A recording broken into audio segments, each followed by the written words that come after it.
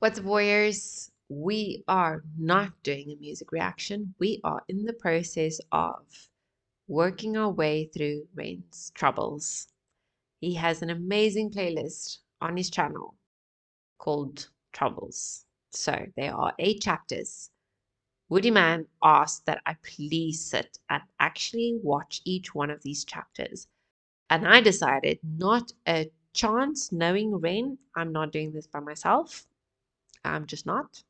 I'm going to need some processing. I'm going to need some venting. I'm going to need someone to listen to me whilst I work my way through his experiences as well as my memories and experiences that he's going to trigger. And again, this is my therapy. So I'm not commenting whilst Rain is speaking. I am very much believing right now that we need to show him the respect. He took the time to share this with us. It is incredibly powerful. And so I'm leaving my thoughts for the end. And then myself and you can work and process our way through everything that we're feeling in the moment. Because so far it has been rough. It has been heavy. It has been numbing. It is amazing how, depending on how he shares the story, we experience the same emotions than what he is experiencing or experienced, past tense. He's incredible at telling the story, at sharing his story. So this is Rain's Troubles, chapter 4.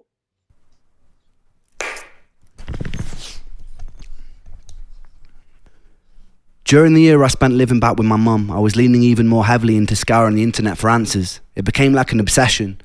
Most people my age were watching porn. I was on PubMed learning about mitochondria. I educated myself in things like methylation, the building blocks of mitochondria, various immune cells and their functionality, and which supplements could help theoretically bring about homeostasis in my body. I taught myself of the various pathogens that could lead to the symptoms I was experiencing. Around this time, I started ordering medical test kits from private medical facilities.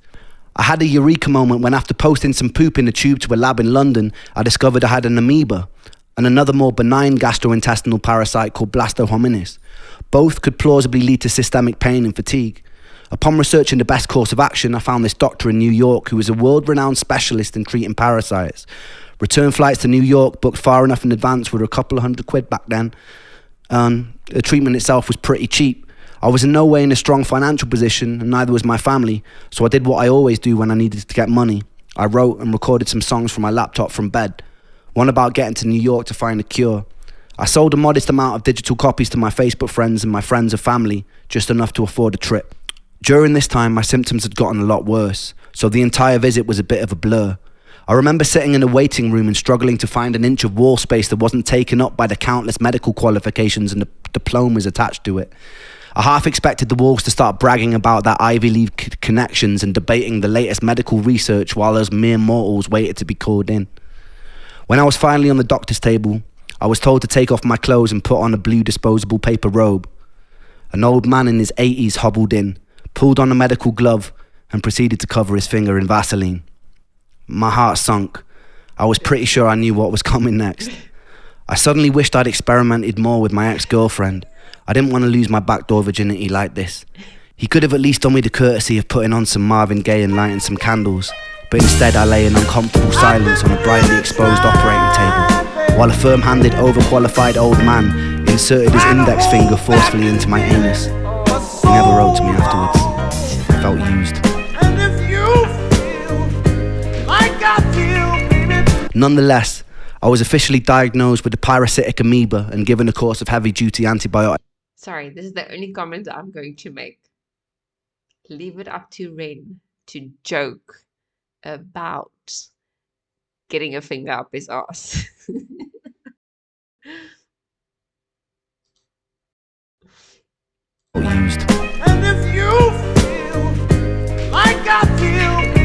Nonetheless, I was officially diagnosed with the parasitic amoeba and given a course of heavy-duty antibiotics to take. I believe it was paramomycin and secnidazole. After the course was finished, I pooped into a tube again, and they confirmed I got rid of the parasites. The constant internal techno raves and gurgling which usually plagued my stomach ceased, but I felt just as crap. And on top of all of that, I started becoming allergic to everything. And I mean fucking everything. The antibiotics had triggered some sort of massive food intolerance reaction. Whenever I'd eat certain foods, I'd get hit with a sudden hangover-like feeling, and my face would swell up. I'd later learned this was something called MCAS, and it was triggered by the antibiotics. This was the first time I felt the crushing defeat of pinning a lot of money, hopes, and time into a treatment only for it to make me worse. I'd felt it to a small degree with every failed herbal protocol, every antidepressant that gave me side effects, but this was on a much larger scale. I almost felt guilty and full of shame for not getting better. I told my friends and family that this was going to be the thing that cured me.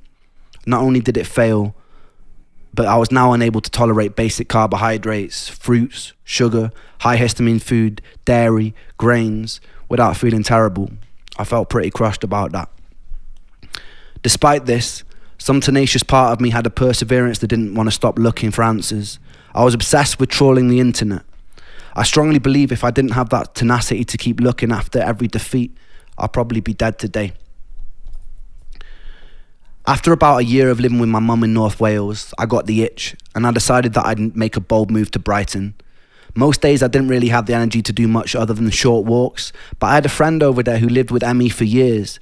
It felt like a safe space, a place of understanding. Being a 23-year-old living with his mother didn't feel very cool either. He had a free room going, and he was a legend. I desperately craved my own independence. After going through the heartbreak of losing love and losing the exciting career opportunity, I needed to feel like I wasn't just sitting in the tomb in Wales waiting for death, even if it was a struggle.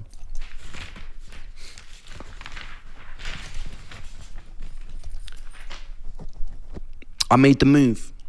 It was a really nurturing space, and it was full of the lunatics of Brighton who would come and go. I was still living in a thick haze, but I was meeting people who weren't judging me for it. With this safety, I was slowly finding my personality again. Despite the comfortable environment, it seemed my symptoms were only getting worse. I started having pretty constant panic attacks. The first one felt like a heart attack. I'd never experienced a panic attack before, so I wasn't familiar with the symptoms. My whole face went numb, and my heart felt like it was about to beat out of my ribcage. I panicked and I phoned an ambulance. They put me in the back, they took all my vitals, and they told me I wasn't dying. I felt disappointed. These attacks would happen pretty habitually every week or so. My symptoms of derealization seemed ever increasing. Derealization is hard to describe to someone who's never experienced it. The closest thing I can come to is feeling like you're on bad drugs. You feel disconnected from yourself, like your soul has been vacuumed out of your body and nothing around you quite feels real. Everything has an unusual undertone and nothing feels safe. I remember one night in the first year that I lived with Ben, there was this lightning storm of torrential rain. I went outside and I stood in a t-shirt hoping I'd be hit by a bolt of lightning and it would somehow shock me out of it. Unfortunately, I wasn't on Zeus's hit list that day. This urge to be shocked back into reality didn't really leave me. I remember one day I was walking back from the shops. I found an old analog television in an alleyway that was being thrown out. I can't quite remember the thought process that led me there. I just remember feeling angry, and I decided to smash the fucking pieces out of the TV in the alley. I picked it above my head and I hurled it towards the ground. The screen cracked, but it didn't shatter like I hoped it would. I did it again and again and again until there were large shards of glass lining the street. I saw one about the size of a kitchen knife and I picked it up. It's hard to rationally explain self-harm that's not a cry for help, because this wasn't a cry for help. I'd cried for help multiple times and no one listened. The pain I felt inside my body could never be done justice with words. There's a certain horror, a certain frustration of living in a body that would never give me a moment of peace. I felt constantly alienated. I had no doctors to tell me what was going on. They made me feel like a hypochondriac. There are no combination of words in the English language that can express that pain, that can express that frustration. There's no song I could write that would make you understand. In that moment, the closest and truest way I had of communicating my pain was driving a shard of glass into my chest and dragging it across until the blood was dripping down my body. It didn't hurt very much compared to what was already going on inside of me, and it didn't really help me feel better either, but it was truth. And there was beauty in that. Adrenaline gives you a brief moment of respite, but it wasn't long until I was exactly where I started, just decorated in a little bit more blood than usual. I made sure nobody saw. I didn't want to cause any alarm. I didn't want anyone to be worried. So I cleaned it up when I got home, and then I resumed the life of the undead. In the next episode, I'll tell you the story of when I was stabbed by an ancient sword and when I met one of the most talented people that I know.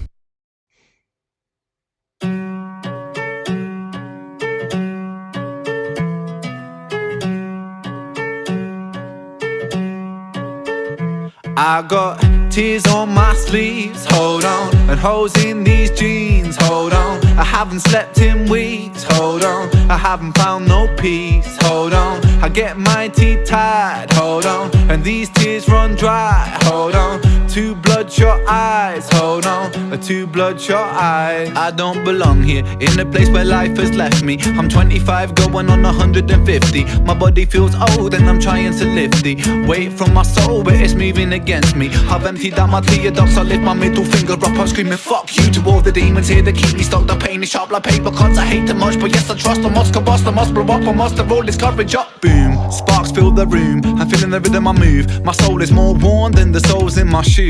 Nike trainer blues, a man with none to lose. I think I lost my sanity, calamity in shoes. Poor choice maker, I rip out the pages of fate, then I roll them up like bizzle of paper. Taker, lung full of destiny, a man with no part, it's a very strange entity. Tears on my sleeves, hold on, and holes in these jeans, hold on. I haven't slept in weeks, hold on. I haven't found no peace, hold on. I get my teeth tied, hold on, and these tears run dry, hold on. Two bloodshot eyes, hold on, two bloodshot eyes. Do you ever question your fate? The questions I make, is this all predetermined, the script or a play? Am I the protagonist in this tragedy, or will I be the author of stories unmade? If so, I'll dip in my quill to my ink pot, keep on writing, never stop until my beating heart it flops. I'll write a whole different story. Scene one, a boy full of hope, a boy full of glory. Who stutters, I'm up to the top. Would rather be tougher and live it smoothly like butter, but not so bitter from cut up. And so I sit up and shut up, it's like I lit up and struck up the coverage, never to fuck up. And now I'm feeling the ruckus, feeling the static, and now I'm feeling the flames. And now I'm feeling the strength inside the ring with my pain. My boxing gloves and my hope that I trust to bust an uppercut, cut my demons up. What? Boom like a tsunami, smooth like a punani. Bend the birds like origami, Salvador, I be the Dali. Only love like Bob Marley, golden ticket, call me Charlie. Riding Harley's Bengali, Tiger Star, call me Arnie. I'll be back. And I cut the on my sleeves, hold on, and hold. Do you ever question your fate? The questions I make, is this all predetermined, the script or a play? Am I the protagonist in this tragedy, or will I be the author of stories unmade? If so, I'll dip in my quill to my ink pot, keep on writing, never stop until my beating heart it flops. I'll write a whole different story. Scene one, a boy full of hope, a boy full of glory. Who stutters, I'm up to the top. Would rather be tougher and live it smoothly like butter, but not so bitter from cut up. And so I sit up and shut up, it's like I lit up and struck up the coverage, never to fuck up. And now I'm feeling the ruckus, feeling the static, and now I'm feeling the flames. And now I'm feeling the strength inside the ring with my pain. My boxing gloves and my hope that I trust to bust an uppercut, cut my demons up. What? Boom like a tsunami, smooth like a punani. Bend the birds like origami, Salvador, I be the Dali. Only love like Bob Marley, golden ticket, call me Charlie. Riding Harley's Bengali, Tiger Star, call me Arnie. I'll be back. And I cut the slack, track your facts, relax, shit in the beast, and then seek it in the beast. And I'll reach the canopies, and yes we climbing, building a brave new world inside a whole new designing. With all this fire we burn like the sun, a new dawn is rising, a new dawn it comes. Yeah, diggity down with all this corporation. They burn up the land for the greed that they run. Run deep with their roots, but their roots can be lifted. I'll be a renegade, yes I'll make a fist kid. Try to seek truth in the kingdom of lies. A boy so lost with two bloodshot eyes.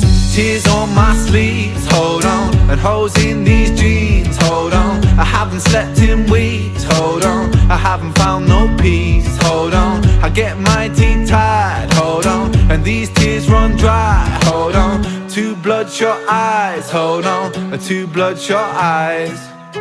Ha, ha, ha. Hold on, hold on, ha, ha, ha.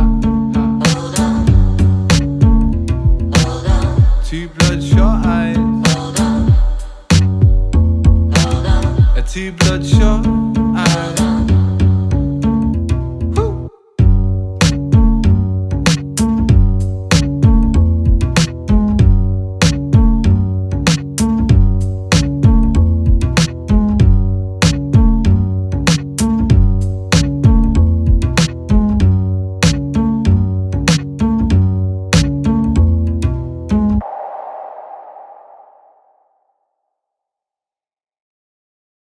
seeing Rain sit in the chair, it actually is really difficult to believe that he's been through so much because of how he presents himself, because of how much confidence he has now, or at least confidence that he likes us to believe he has. I don't know if he, I don't know where is he at. There's no doubt he is a beautiful human being inside and out. Ugh, I just hope he's okay. I hope he's okay. I know he's trying fucking hard to be okay.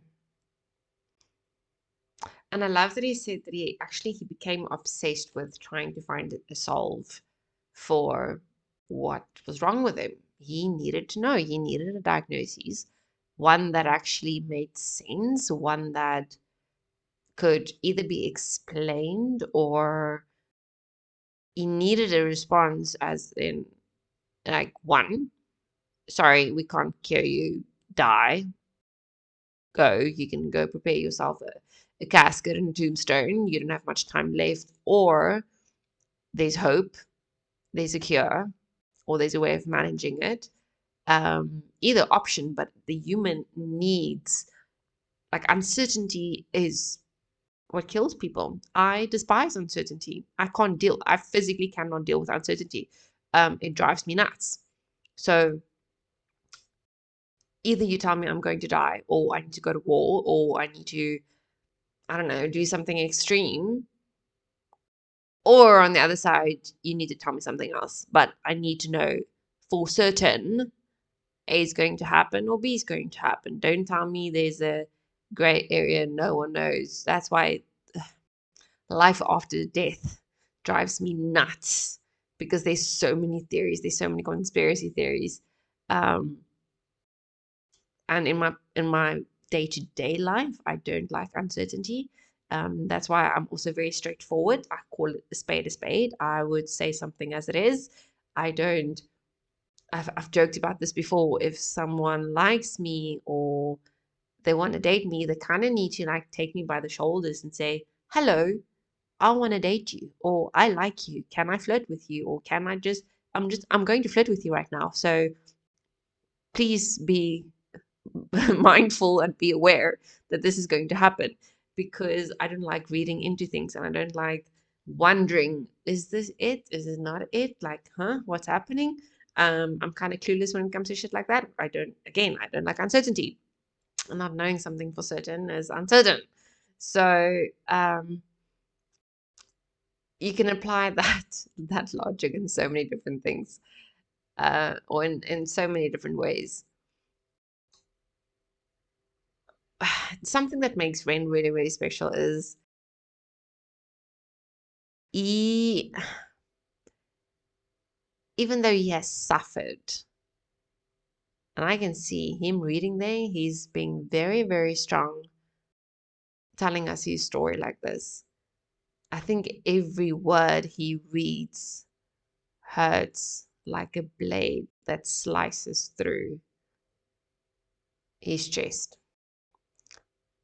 That piece of glass was maybe the superficial, and I get it. I 100% get it. It's not, humans like to say that it's a cry for help. It's not always. It's redirecting the pain to something that you can understand. So personally, he had his reasons.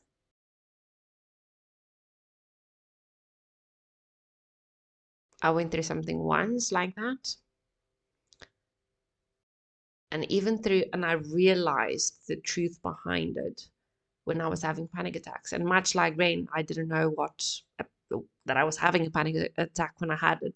And I was also alone. I thought I was having a heart attack, and I was too glad that that was the case, that I was just going to end right now because I was so tired of everything. But this is many, many years ago. I'm talking many years ago. So none of that now. But in any case, self-harm,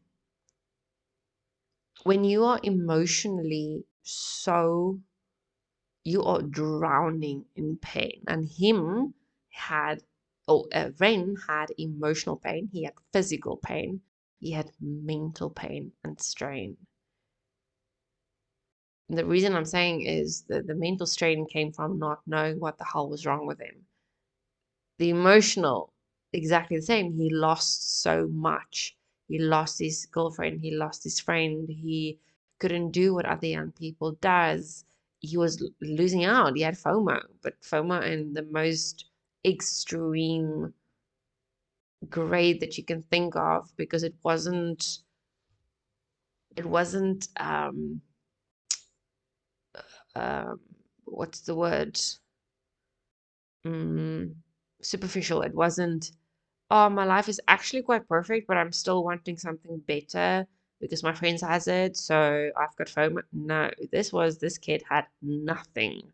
He had nothing. He didn't even have something to live for, and he was sick. He was in pain. He was basically dying a slow death, a slow and very painful death. Um, and he obviously had to envy those around him of his own age. So experiencing all that pain that you can't understand, because he didn't understand what was wrong with him. He couldn't understand why is his body aching so much. He couldn't understand, maybe because he said already at that point that he was numb. He didn't feel the pain and the loss of the people that he lost after Joe. So that paralysis or that numbness, the human mind wants to explain it. Because if we can explain something, we can process it. If we can process it, we can deal with it and we can accept it. You know, there's all those stages of acceptance, or I don't know what you call it. When you can't, and this is my personal experience, guys, I'm not a therapist, I'm not a psychiatrist, personal experience.